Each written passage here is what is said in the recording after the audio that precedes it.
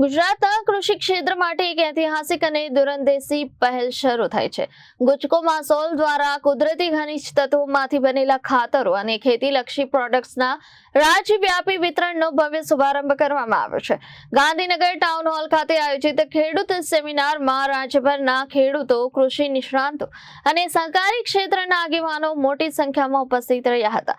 આ પહેલનો મુખ્ય હેતુ ખેડૂતોને કેમિકલ આધારિત ખેતીમાંથી કુદરતી અને પર્યાવરણ મિત્ર ખેતી તરફ દોરી જવાનો હતો. ગુજરાતના કૃષિ ક્ષેત્રમાં એક નવી દિશાનો પ્રારંભ થયો છે. ગુજકો માસોલ દ્વારા કુદરતી ખનિજ તત્વોમાંથી બનેલા ખાતરના રાજ્યવ્યાપી પ્રચાર, પ્રસાર અને વિતરણનો શુભારંભ ગાંધીનગર ટાઉન હોલ ખાતે કરવામાં આવ્યો. આ કાર્યક્રમની શરૂઆત પરંપરાગત દીપ પ્રાગટ્ય સાથે કરવામાં આવી હતી. ખેડૂત સેમિનારમાં રાજ્યભરના ખેડૂતો, કૃષિ નિષ્ણાંતો અને વૈજ્ઞાનિકો ઉપસ્થિત રહ્યા હતા. આ પહેલ અંતર્ગત જોર્ડનની માનસિર નેચરલ ગ્રીન કંપની સાથે સહયોગ કરવામાં આવ્યો છે. કંપની દ્વારા બનાવવામાં આવતા કુદરતી ખાતરો જમીનની ગુણવત્તા સુધારવામાં અને પાક ઉત્પાદન વધારવામાં મદદરૂપ હોવાનું જણાવાયું. આ પ્રોડક્ટનું વૈજ્ઞાનિક પરીક્ષણ આનંદ કૃષિ યુનિવર્સિટીમાં કરવામાં આવ્યું હતું.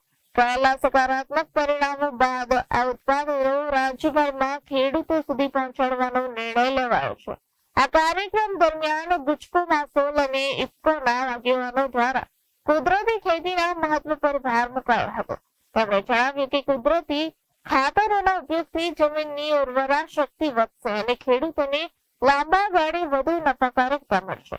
સેમિનારમાં હાજર ખેડૂતોમાં આ પ્રોજેક્ટ અંગે ઉત્સાહ જોવા મળ્યો હતો. ખેડૂતોને ઓછા ખર્ચે વધુ ઉત્પાદન અને પર્યાવરણ મિત્ર ખેતી તરફ દોરી જવાની આ પહેલને મહત્વપૂર્ણ ગણાવવામાં આવી.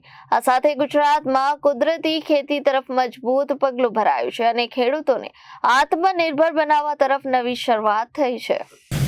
Bureau report, Janadesh news.